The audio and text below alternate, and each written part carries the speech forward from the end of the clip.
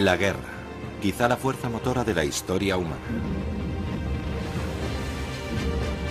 El objeto de la guerra es vencer, pero ¿depende la victoria solo de la fuerza?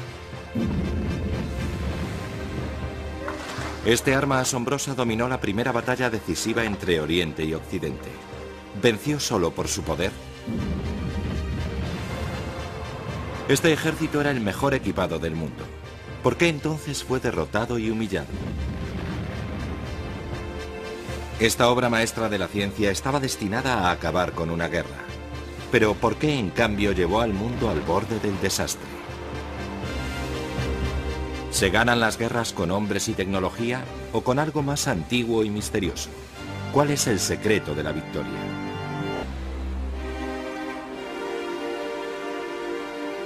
Una de las imágenes más perdurables de la guerra, la bandera americana izada en la isla de Iwo Jima en febrero de 1945.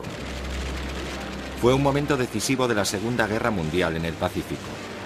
Una batalla entre marinos americanos en masa por un lado y japoneses atrincherados por otro, peleando por un objetivo estratégico. Un precio en vidas altísimo, cerca de 7.000 americanos, 21.000 japoneses. La matanza de Iwo Jima plantea una pregunta básica sobre la guerra. ¿Son inevitables tantas muertes? ¿La victoria solo depende de luchar hasta el último hombre?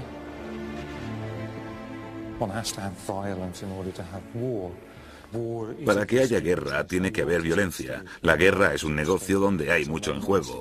Entre otras cosas, la vida humana. Así que hay que hacerlo bien. Los políticos y militares tienen que pensar muy bien lo que intentan conseguir. Pero en la confusión de la guerra, ¿se puede pensar con claridad? ¿O existe una sabiduría misteriosa, unas reglas de la guerra que determinan quién gana y quién pierde?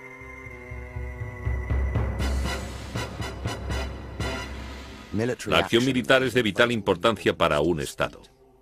Es una cuestión de vida o muerte, el camino para la supervivencia o la destrucción.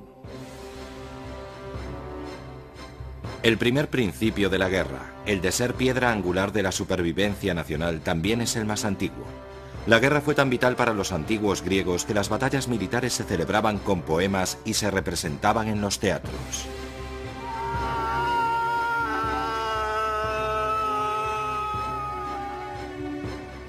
Tierra de Persia, tu prosperidad ha sido destruida. La flor de los persas se ha marchitado, toda su fuerza se ha perdido.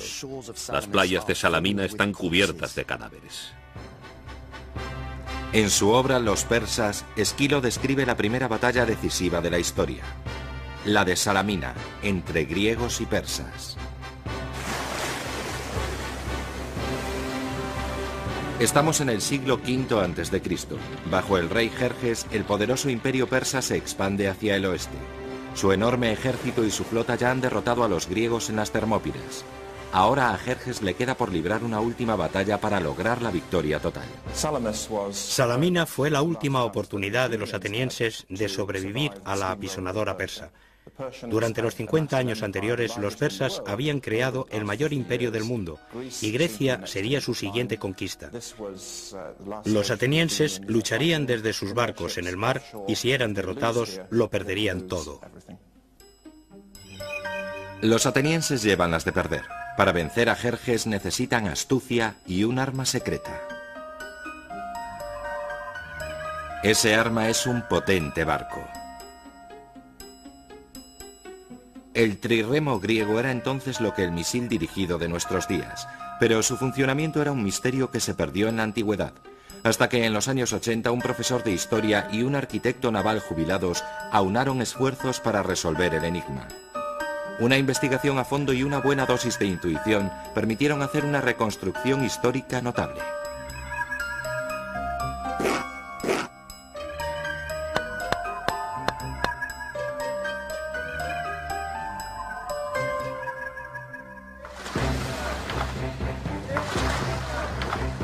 Esto, nunca visto en 2000 años, es el arma secreta de los griegos. Una potencia de 170 remos, un ariete marítimo.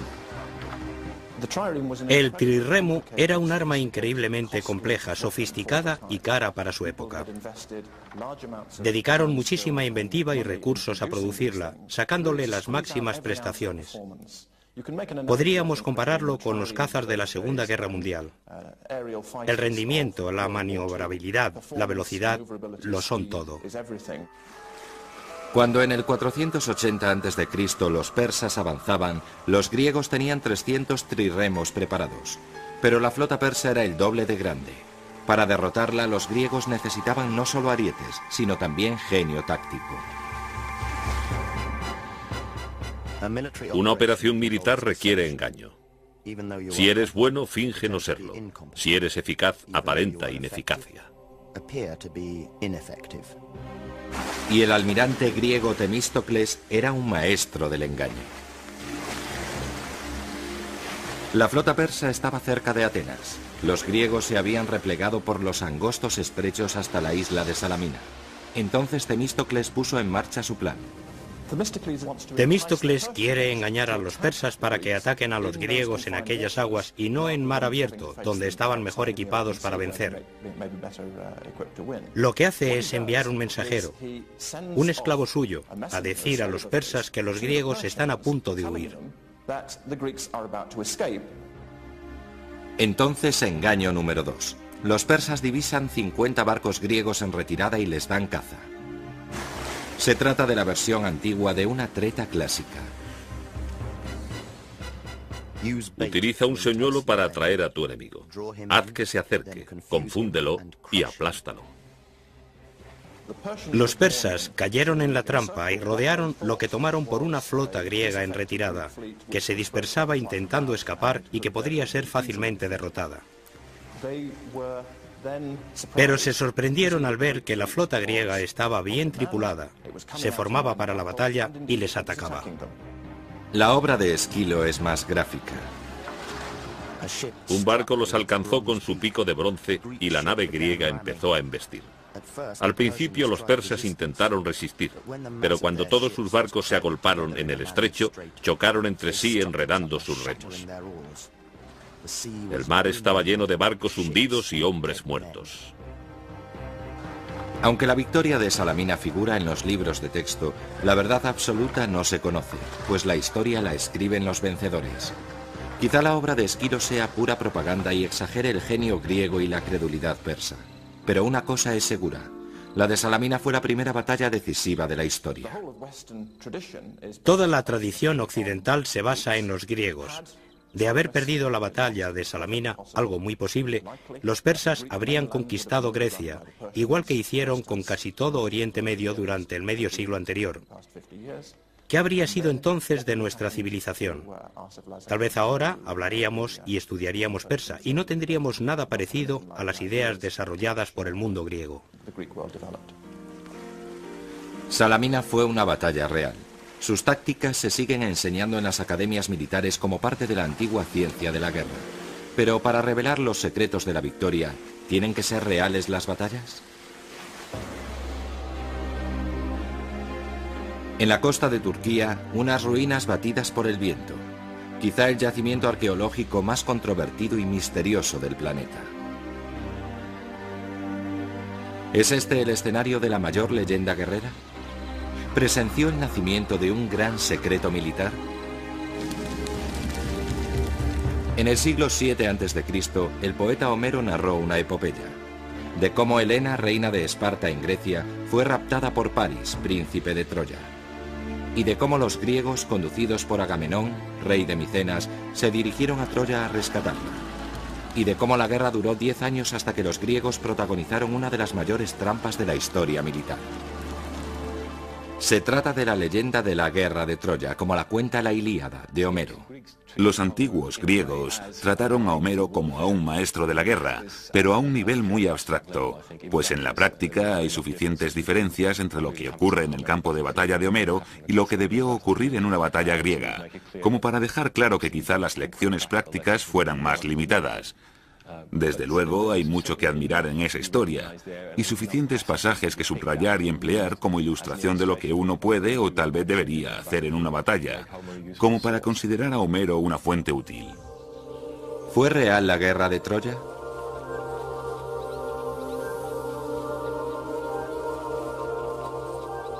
Los arqueólogos llevan más de 100 años trabajando en las ruinas de Troya, en Hisarlik. Han encontrado restos de 9 ciudades distintas que se remontan hasta la Edad de Piedra. La leyenda de Homero se sitúa a principios del siglo XIII a.C. Son los niveles 6 y 7 de la ciudad. Troya 6 era una ciudad magnífica. Construida sobre el 1900 a.C., tenía enormes murallas y atalayas, tal como las describe Homero. Pero según parece, no la destruyó la guerra, sino un terremoto en torno al 1260 a.C. Los supervivientes erigieron una nueva ciudad sobre sus ruinas. Troya 7, que era mucho más pobre. Las casas estaban apiñadas, tenían calderos de la Edad de Bronce y despensas excavadas en el suelo. Da la sensación de una ciudad sitiada. ¿Asediada por los griegos tal vez? Los indicios sugieren que la ciudad fue saqueada y arrasada. Pero la fecha está equivocada. Cuando cayó esta Troya, Grecia estaba sumida en el caos, incapaz de organizar una guerra exterior. ¿Fue alguna de estas ciudades la Troya de Homero? Los indicios arqueológicos dicen que no. Pero existe otra pista sobre el suceso más misterioso de aquella guerra legendaria. Según la leyenda, los griegos construyeron un caballo de madera, escondieron en su interior a sus mejores guerreros y fingieron la retirada. Los troyanos tomaron el caballo por un regalo de los dioses y lo metieron en la ciudad. De noche los guerreros salieron de su escondite, abrieron las puertas de Troya y el ejército griego asaltó la ciudad. Pero para los griegos el caballo era algo más que un animal. Representaba la presencia de un dios en la tierra, Poseidón, dios de los terremotos.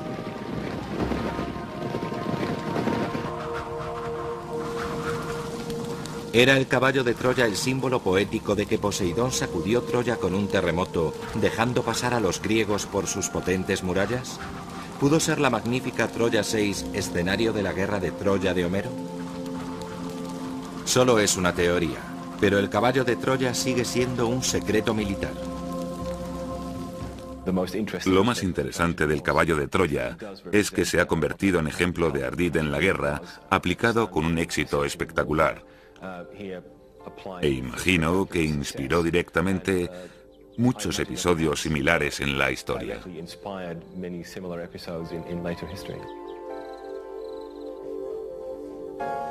A estos niños les enseñan una leyenda militar del siglo XX. La invasión de Normandía el día D, en 1944.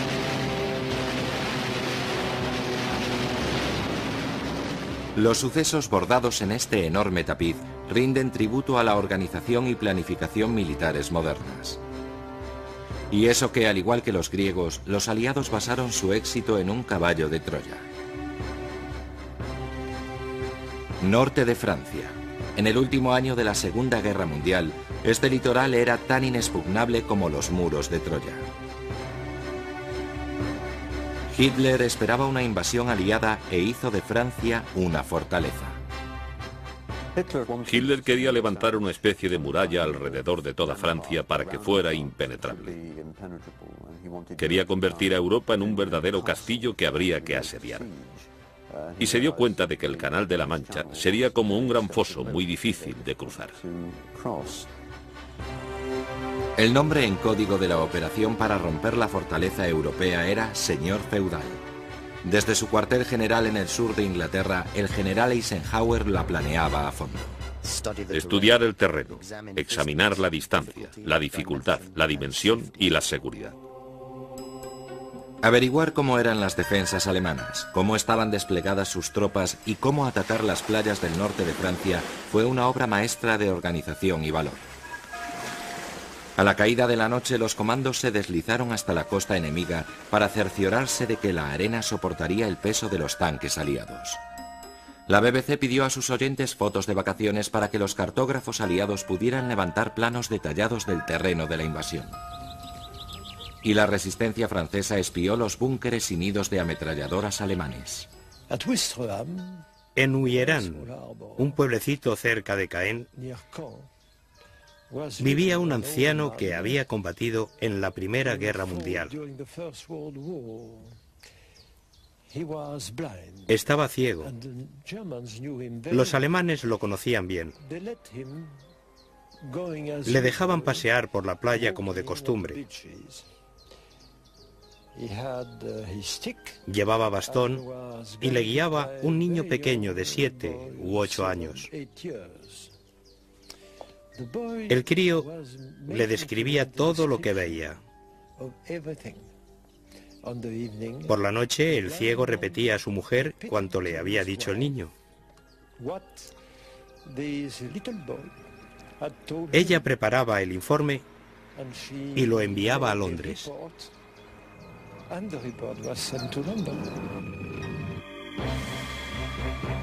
Espiar el campo de batalla solo era parte del plan.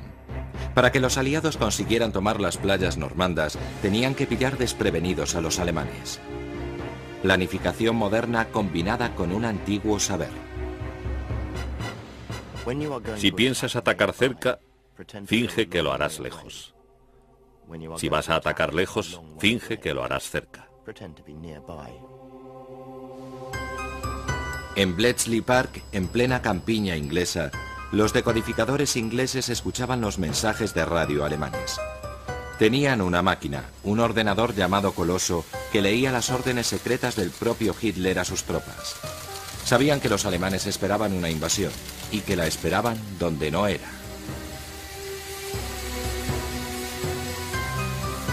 El plan aliado consistía en transportar un gran número de soldados y material unos 150 kilómetros por el Canal de la Mancha hasta Normandía. Pero los alemanes creían que americanos, británicos y canadienses tomarían un camino más corto hasta Calais. El truco estaba en conseguir que los alemanes llegaran a la conclusión equivocada. El alto mando británico estaba convencido de que si los alemanes sabían de antemano dónde desembarcarían los aliados, la operación fracasaría. Así que urdió un complejísimo plan de desinformación.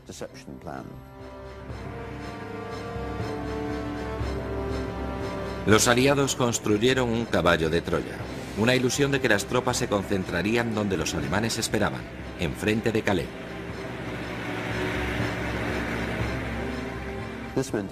Esto supuso construir falsas instalaciones, claro. Un sinfín de tanques de contrachapado y de cartón.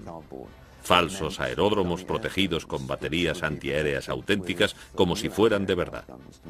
El resultado fue que los aviones de reconocimiento alemanes que conseguían pasar sobrevolaban el ejército fantasma. Por supuesto, los aviones de reconocimiento que penetraron más al oeste, donde estaban concentradas las fuerzas aliadas de verdad, eran derribados.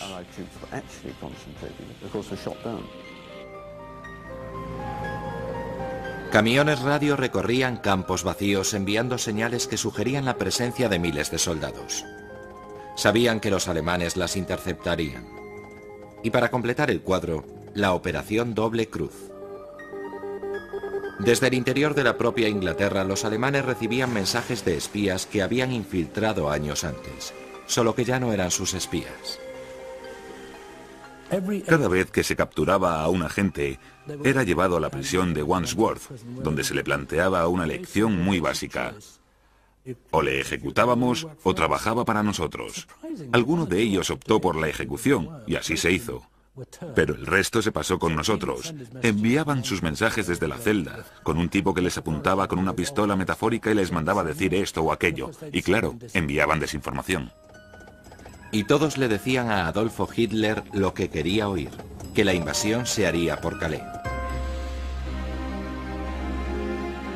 A medida que se acercaba el día D, miles de soldados aliados se concentraban secretamente en el sudoeste de Inglaterra, dispuestos a cruzar a Normandía, mientras la inteligencia alemana cartografiaba la posición de las unidades aliadas en la costa sudeste. También hubo que asegurarse de que los alemanes no observaran la actividad del sur de Inglaterra. Por ejemplo, insistieron en teñir de caqui todas las toallas del ejército británico, que eran blancas, porque eran visibles para un avión enemigo en misión de reconocimiento. Día D, 6 de junio de 1944. Los alemanes estaban mirando donde no era. En cosa de segundos se produjo una tremenda explosión. Creímos que caían sobre nosotros, pero esos grandes proyectiles caían en el interior, sobre los soldados alemanes.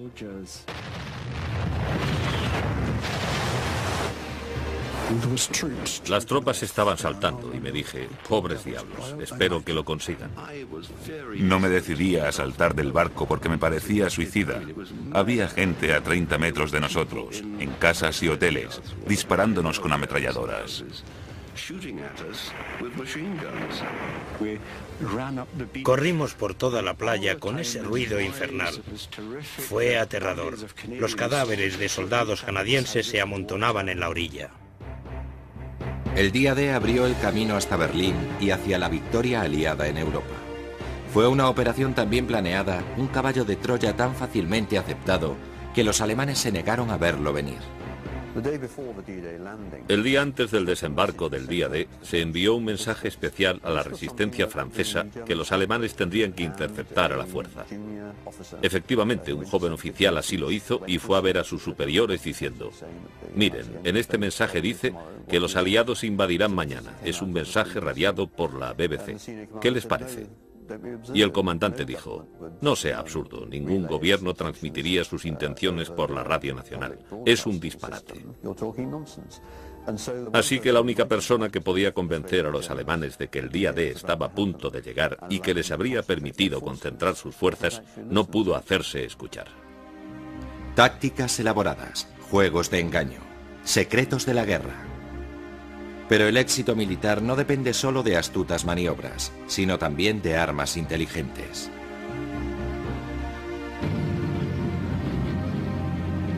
Armas secretas. A lo largo de la historia, los comandantes de éxito siempre han confiado en la tecnología militar. Aunque no basta con tener los artefactos necesarios, el secreto es saber qué hacer con ellos. Usa el fuego con mesura y continuo. Cuando alcance su máxima potencia, sácale provecho. La gente olvida que la tecnología no te da una ventaja automática. Tienes que ser consciente de las posibilidades que te ofrece.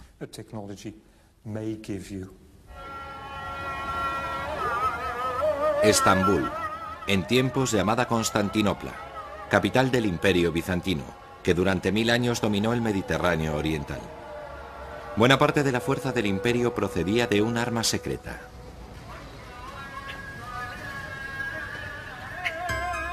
Estamos en el 672 después de Cristo. Los ejércitos árabes avanzan por Asia Menor y amenazan a Constantinopla. El Imperio Bizantino busca a su salvador. Se presenta en forma de refugiado judío, un erudito llamado Kallinikos. Kallinikos parece que había desarrollado un artefacto que podía emitir fuego desde una especie de lanzallamas. Es lo que actualmente se conoce como fuego griego. Cuando la flota árabe navegaba con el viento hacia Constantinopla, el mar ardió. Kallinikos perfeccionó este dispositivo, iba montado en los barcos de guerra, y cuando la flota bizantina salió al encuentro de la flota árabe, proyectaron este fuego griego desde el lanzallamas, que no solo destruyó los barcos árabes, sino que además sembró el pánico y la destrucción, provocando que dieran media vuelta, chocando entre sí, y huyeran en plena confusión.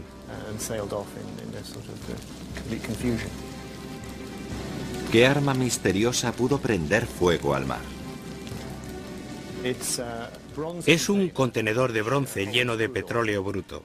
Se sella y se coloca sobre un brasero o un hogar de forma que el petróleo se caliente lo suficiente para elevar la presión dentro del contenedor.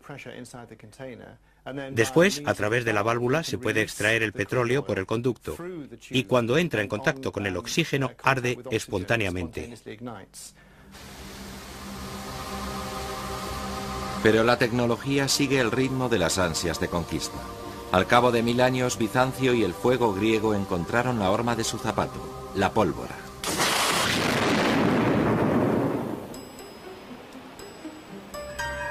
En 1453, Constantinopla cayó en manos de los turcos, cuyos cañones disparaban proyectiles enormes a una distancia de más de 2 kilómetros.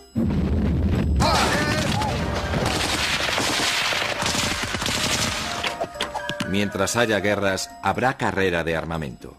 Una y otra vez las armas secretas se han aliado al genio militar. En Agincourt, el arco largo dio a los británicos la victoria sobre los franceses. El tanque sustituyó a la caballería y proliferó en los campos de batalla en la Primera Guerra Mundial. Y las armas químicas y biológicas fueron las más temidas en la Guerra del Golfo. Pero algunas de las armas más sofisticadas solo son una nueva versión de antiguas ideas.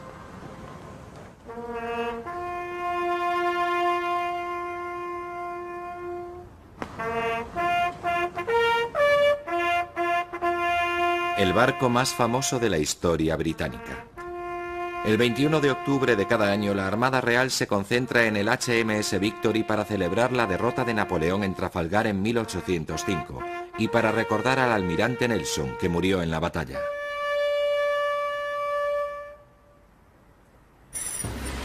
Fue un héroe nacional y un maestro de la táctica. La aniquilación de los franceses en la batalla del Nilo y de los daneses en la batalla de Copenhague por Nelson figuran entre las mayores victorias navales de la historia. La habilidad de Nelson residía en el uso imaginativo de sus cañones, y en especial de la bala de cañón que rebotaba. Los cañoneros de aquella época usaban esa bala para aumentar su alcance. Rebotando, puedes recorrer otros cuantos cientos de metros y mantenerte fuera del alcance de la artillería enemiga. Una idea que se resucitaría siglo y medio después en una operación espectacular. Se han rescatado del mar restos de un arma secreta en la costa de Norfolk, al este de Inglaterra. Estos objetos oxidados eran prototipos de una bomba única de la Segunda Guerra Mundial. Una bomba diseñada para atacar un blanco muy especial. La máquina de guerra de Adolfo Hitler dependía de la producción de armamento, principalmente en las acerías del Valle del Ruhr, en Alemania Occidental. La energía de las fábricas de armamento procedía de 3 presas hidroeléctricas. Las presas eran un blanco potencial desde 1937. Incluso antes de la guerra, las autoridades decidieron que había ciertos objetivos estratégicos en Alemania que podían ser atacados y que de hacerlo con éxito supondrían un gran golpe para la maquinaria de guerra enemiga. Pero habría sido imposible destruir las presas con los medios convencionales. Las bombas normales no eran lo bastante precisas o potentes como para acabar con miles de toneladas de hormigón. Los aliados necesitaban algo especial. Se lo proporcionó un genio británico de la aeronáutica, Barnes Neville Wallace. Comprobó que solo había una forma de aplicar la cantidad precisa de explosivo en el lugar exacto. Como ya hiciera Nelson, lo haría rebotar hasta el blanco. La bomba rebotadora lanzada a una altura y con una velocidad del aire específicas haría impacto en el agua y se desplazaría hacia la presa en rebotes menguantes. Cuando se hundiera, se quedaría pegada al muro de contención, girando todavía, hasta alcanzar la altura óptima para que las pistolas hidrostáticas explotaran y abrieran un boquete en pleno muro. La bomba la lanzaría el poderoso Lancaster, orgullo de la flota de bombarderos inglesa. Lo haría de noche, desde 20 metros de altura sobre el agua, en el momento exacto y a la distancia crítica. El 16 de mayo de 1943, al caer la noche, despegaron las 19 mejores tripulaciones del Escuadrón 617 en la misión de bombardeo más audaz de la Segunda Guerra Mundial.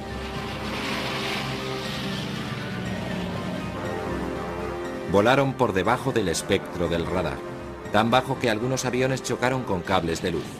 Otros fueron derribados. La primera presa fue duramente defendida con fuego antiaéreo, cuando el primer Lancaster voló a ras del agua para soltar su bomba. Pero la presa aguantó. Un segundo avión hizo su pasada, y luego otro y otro. Cuando rebotó la quinta bomba, se abrieron las primeras grietas. El Ministerio del Aire acaba de emitir este comunicado. A primeras horas de la mañana, un cuerpo de Lancasters de la unidad de bombarderos atacó con minas las presas de los embalses de Mauna y Sorpe. Un reconocimiento ulterior comprobó que la presa de Morner presenta una grieta de 90 metros. También se atacó la presa de Aida, que según nuestros informes también ha sido dañada. Los ataques se realizaron desde muy baja altura con gran valor y sangre fría, frente a una feroz resistencia. 130 millones de toneladas de agua derramándose por el valle, arrasándolo todo a su paso. De los 19 aviones, solo volvieron 11. Murieron 53 hombres.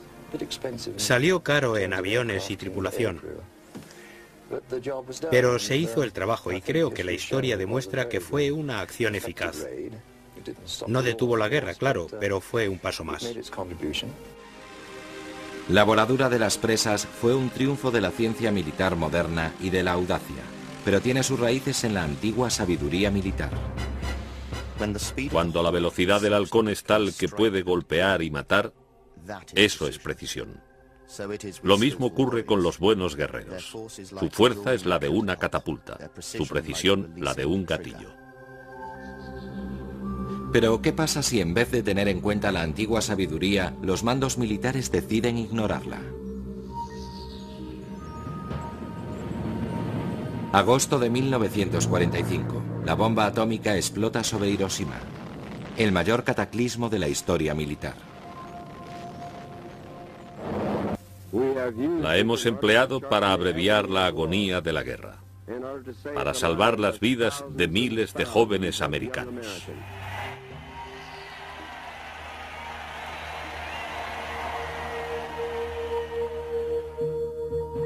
El uso de un arma aterradora para evitar un derramamiento de sangre parece una decisión lógica, ¿o no? Quizá la decisión de usar la bomba encierre más misterio del que parece. ¿Era necesario destruir 2 ciudades con blancos civiles en su mayor parte? ¿Era necesario o podían haber ganado la guerra sin hacer eso? Creo que esa es la pregunta fundamental. Recientemente los investigadores han profundizado en el misterio de la bomba. Quizá había 2 motivos para usarla. Uno, el anunciado públicamente, el otro, secreto. En Los Álamos, Nuevo México, algunas de las mentes más brillantes del planeta llevaban 2 años buscando la forma de convertir la teoría atómica en una realidad militar. Pero el tiempo se agotaba. Se intentó lanzar la bomba porque la guerra tocaba a su fin. Al general Grubbs, jefe del proyecto Manhattan, le preocupaba que acabara la guerra antes de que se pudieran fabricar y lanzar las bombas. Y estuvo a punto de ser así. En verano de 1945, la Segunda Guerra Mundial casi había terminado en el Pacífico, y los japoneses lo sabían. Las victorias americanas de Iwo Jima y Okinawa habían colocado a las fuerzas aliadas en posición de invadir el propio Japón.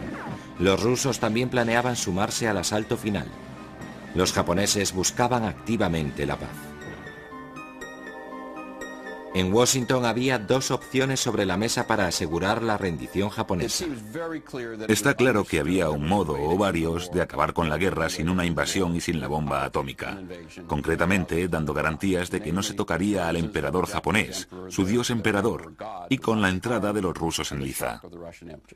Eran medidas disponibles. La otra opción consistía en usar la bomba y luego, en caso necesario, decir a los japoneses que podían quedarse con su emperador. La opción de la bomba era la preferida, como dijo un historiador. ¿Por qué, habiendo una solución diplomática, los americanos optaron por la bomba? La respuesta al misterio quizá resida en uno de los estadistas más influyentes y menos recordados del siglo XX. James Burns, secretario de Estado del presidente Truman. Se mire por donde se mire, en la decisión de acabar o no la guerra por la negociación o haciendo entrar a los rusos, él es la figura clave. Es James Burns quien controlaba la toma de decisión a tomar. A Burns no le preocupaban tanto los japoneses, que estaban derrotados, como la Unión Soviética. Stalin ya estaba cerrando su garra sobre Europa del Este. Ahora también amenazaba al Pacífico. Si América quería dominar el mundo de la posguerra, tenía que dar una lección a los rusos. Para él, la bomba era un instrumento de presión en su negociación con los rusos. Como una espada de Damocles sobre ellos, se supone que dijo Truman. Para mantenerlos a raya, diría otra persona. Él pensaba en Rusia y en el mundo de la posguerra y en su propio poder como secretario de Estado en un mundo destruido. Con ella, los Estados Unidos se alzarían como primera potencia mundial y él, como secretario de Estado, dispondría de ese nuevo armamento. Los historiadores sostienen que la bomba atómica no se usó para derrotar a Japón, sino como advertencia a los rusos. Una opinión polémica. No creo que por entonces Truman fuera consciente de que el siguiente conflicto que afrontarían los Estados Unidos sería con la Unión Soviética. Y aunque lo supiera, aún creía que las bombas atómicas eran un arma más. Todavía no eran algo especial como lo son hoy en día.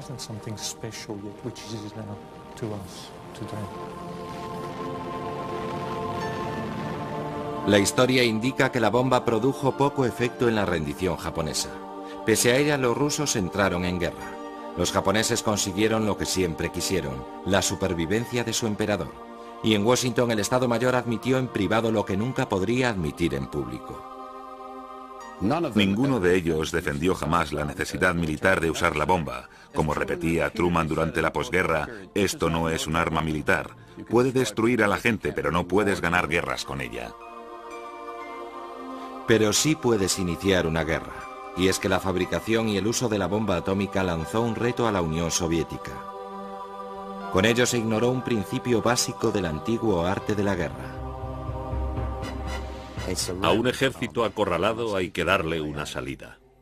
No presiones a un ejército desesperado. En vez de acabar una guerra, la bomba atómica empezó otra. La Guerra Fría que aterrorizó al mundo durante medio siglo.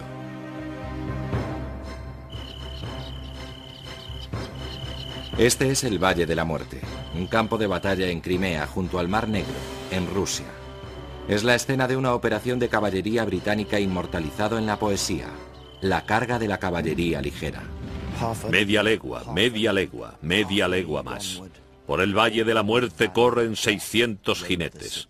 Nunca su gloria se desvanecerá. Salve a la caballería ligera, a los 600 nobles. Miró hacia abajo y vio al enemigo tomar. Los descendientes actuales de la caballería ligera siguen contando la historia de la carga. Ahora capturaré el cañón porque es un signo de victoria y para ello desplegaré a la caballería ligera. Es una historia de valor y de victoria, arrancada de las fauces del desastre. Lo que quiero decir es que fue un lío absoluto. La carga de la caballería ligera ignoró siglos de ciencia militar. Cuando los generales son débiles y carecen de autoridad, y las instrucciones no son claras, se induce el motín. 1854. Los británicos luchan con los rusos por el control del Mar Negro. Los rusos han capturado posiciones de artillería británica en las colinas próximas a la ciudad de Balaclava. El comandante británico Lord Raglan se ve obligado a vengarse. Raglan sabe que sería una vergüenza dejar que capturen sus cañones en la batalla, así que tienen que hacer algo al respecto. Ordena a la caballería que vuelva a tomar las colinas. Pero los comandantes de caballería de Raglan, Lord Lucan y Lord Cardigan, se odiaban mutuamente. En una grotesca falta de comunicación, malinterpretan la orden y dirigen la caballería ligera hacia un objetivo equivocado. Lord Lucan cabalga hasta Lord Cardigan y le ordena que ataque desde el Valle Norte, cuando 3 de sus flancos están siendo defendidos por la infantería y la artillería rusas. Al ejército le gustan los lugares altos y le disgustan las tierras bajas. Es una orden suicida. Lord Cardigan pide una aclaración a Lucan y le dice: «Señor, es una operación muy peligrosa. ¿De verdad debemos hacerlo?» Y Lord Lucan le contesta: «Esas son sus órdenes, limítese a cumplirlas». Lo sucedido después se sigue recreando hoy en día en las paradas militares inglesas. La carga emprendió la marcha al paso y siguió al trote. Y cuando llevaban bajando un corto trecho del valle, los rusos abrieron fuego de artillería a un lado, y poco después de frente, y después el otro lado. Entonces los hombres cometieron un error clásico en una operación militar: entrar en fuego cruzado. Evidentemente cabalgaban en formación, es decir, que un disparo puede atravesar a un hombre y herir al siguiente. Así se produjo la carnicería contra la caballería ligera antes de que alcanzara su objetivo.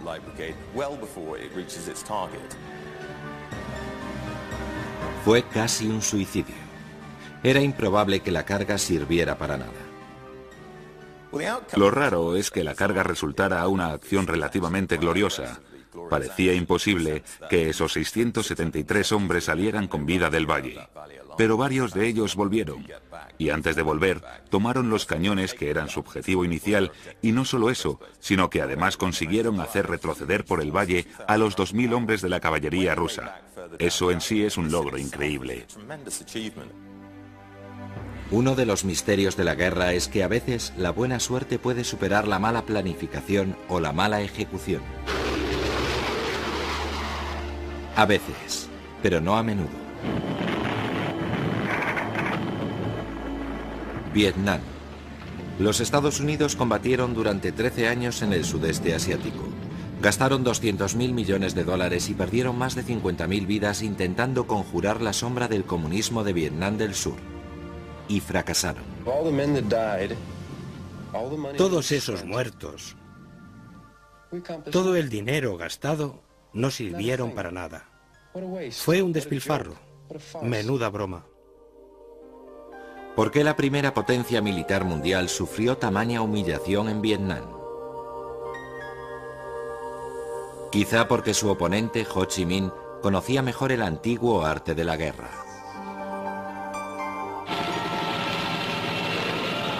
Los americanos que llegaron a Vietnam a principios de los 60 tenían todo de su parte.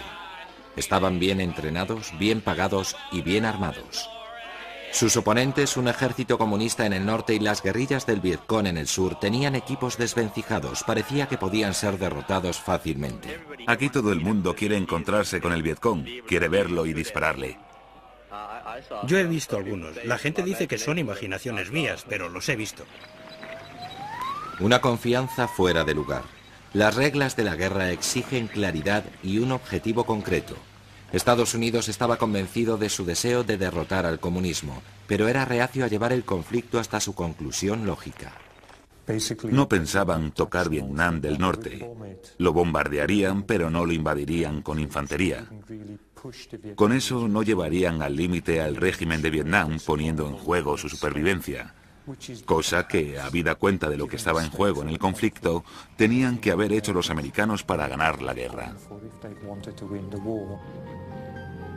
Sin una estrategia clara, la operación americana en Vietnam se alargaba más y más. Para una nación nunca es bueno que una operación militar se prolongue mucho tiempo. Vietnam se convirtió en una guerra interminable. Y los militares americanos se sentían víctimas de las protestas en su país y de las frustraciones en el campo de batalla. Las aldeas eran como patios de colegio donde podías hacer lo que quisieras. Yo personalmente nunca cometí actos personales de violencia contra civiles. Siempre actué contra la propiedad. Disfrutaba quemando las cosas. Quemé cuanto me vino en gana. El teniente dijo que saliéramos y matáramos a todos. Estaré vigilando. Si no matáis a todos, os mataré a vosotros. Así que creo que esta vez maté a 18 o 20. Tras la matanza de 102 personas en My Lai, el consejo de guerra del teniente Calley no apaciguó mucho a un público cansado de ver las imágenes de muerte y destrucción de la primera guerra televisada. Washington tuvo que admitir que había violado una de las reglas más sagradas de la guerra. Induce al público a compartir el objetivo de los dirigentes políticos. Asegúrate de que comparten la muerte y comparten la vida sin temer al peligro. Hace 4 años y 2 meses, cuando llegué a este despacho de presidente, El problema más difícil que afrontaba la nación era la interminable guerra de Vietnam. 550.000 americanos estaban en Vietnam. 300 de ellos morían semanalmente en acción y otros cientos estaban prisioneros en Vietnam del Norte. Y las negociaciones de paz no avanzaban. Esta noche, por fin ha llegado el día por el que todos hemos trabajado y rezado. Hemos impedido la imposición por la fuerza de un gobierno comunista en Vietnam del Sur.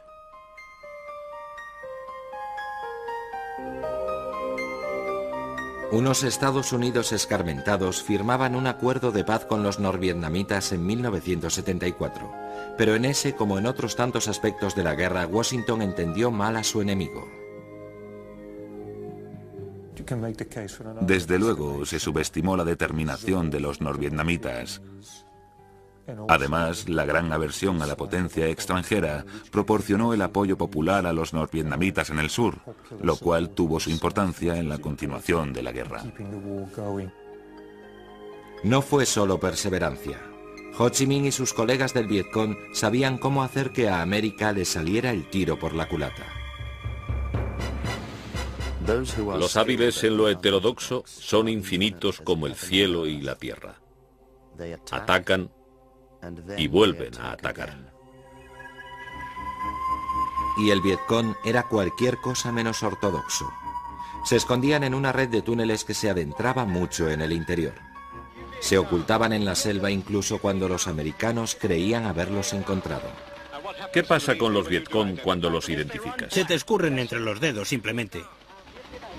Y cuanto más pánico tenían los americanos, más apoyo conseguía Ho Chi Minh.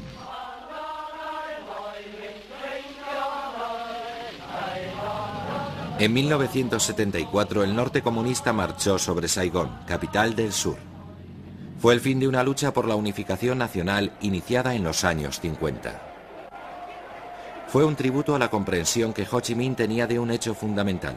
La victoria no depende tanto de las fuerzas humanas y la tecnología como de la sabiduría. La buena aplicación de leyes secretas de la guerra que se remontan a hace miles de años.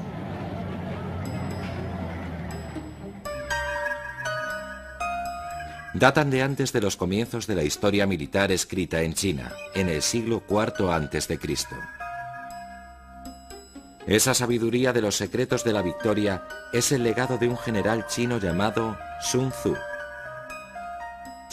Sun Tzu fue un genio militar y lo demuestra al ser capaz de ir más allá de las preocupaciones tradicionales de un militar, que son las de sus propias fuerzas. Sus principios estratégicos tratan sobre el duelo mental dinámico con el enemigo, cuando la mayoría de los comandantes se contentarían con hacer formar a sus fuerzas, enviarlas a la batalla y dejar que ganen solas. Fue Sun Tzu quien reconoció la importancia de armas como la bomba rebotadora miles de años antes de que fuera técnicamente posible. Fue él quien preconizó el engaño sin haber oído hablar de un caballo de Troya. Y fue Sun Tzu quien guió a Ho Chi Minh en su poco ortodoxa victoria de Vietnam. Hay reglas de la estrategia temporales, pues se trata del conflicto entre individuos. Es una contienda dinámica, como un juego de ajedrez o de naipes, y esas luchas se rigen por principios duraderos. Sun Tzu los identifica. Al final, el secreto de la victoria no depende solo del poder. Depende de la mente humana, de viejas ideas que siempre funcionan. El secreto de la victoria es la imaginación táctica del hombre.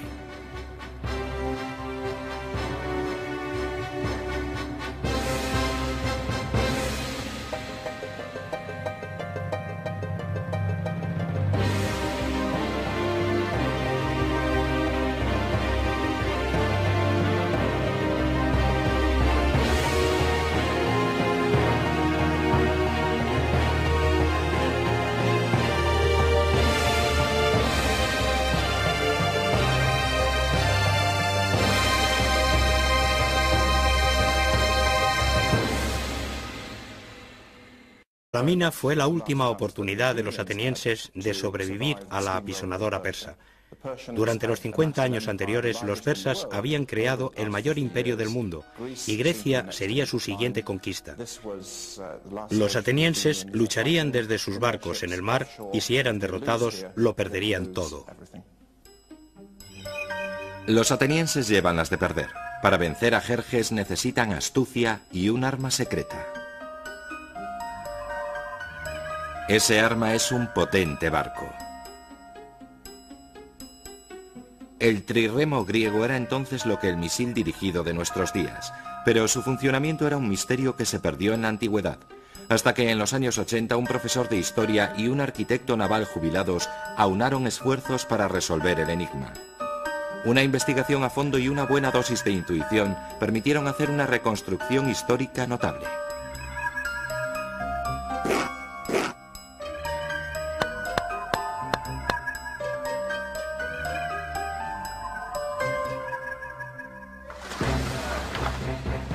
Una batalla entre marinos americanos en masa por un lado y japoneses atrincherados por otro, peleando por un objetivo estratégico. Un precio en vidas altísimo. Cerca de 7.000 americanos, 21.000 japoneses. La matanza de Iwo Jima plantea una pregunta básica sobre la guerra.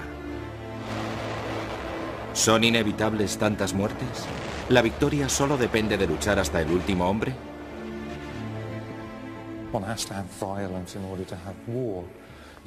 Para que haya guerra tiene que haber violencia. La guerra es un negocio donde hay mucho en juego. Entre otras cosas, la vida humana. Así que hay que hacerlo bien. Los políticos y militares tienen que pensar muy bien lo que intentan conseguir. Pero en la confusión de la guerra, ¿se puede pensar con claridad? ¿O existe una sabiduría misteriosa, unas reglas de la guerra que determinan quién gana y quién pierde?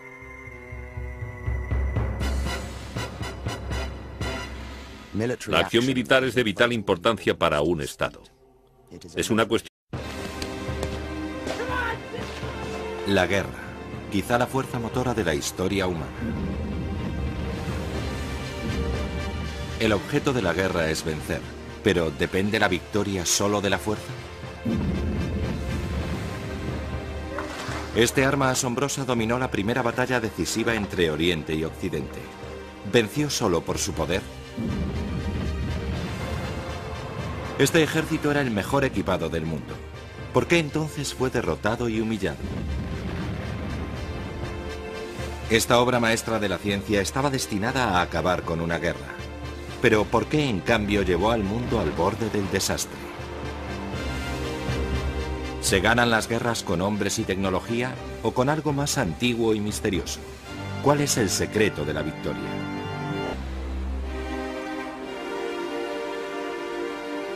Una de las imágenes más perdurables de la guerra, la bandera americana izada en la isla de Iwo Jima en febrero de 1945.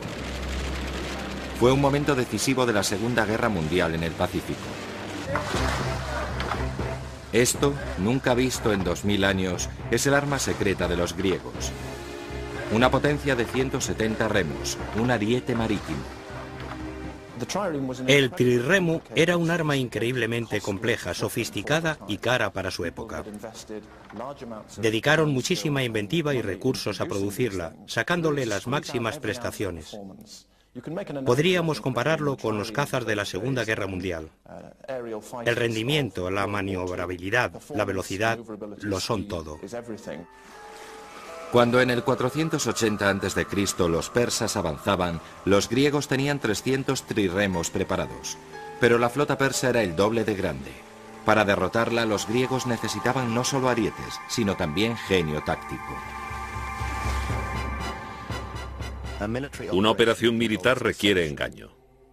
Si eres bueno, finge no serlo. Si eres eficaz, aparenta ineficacia. Y el almirante griego Temístocles era un maestro del engaño. Cuestión de vida o muerte, el camino para la supervivencia o la destrucción. El primer principio de la guerra, el de ser piedra angular de la supervivencia nacional, también es el más antiguo. La guerra fue tan vital para los antiguos griegos que las batallas militares se celebraban con poemas y se representaban en los teatros.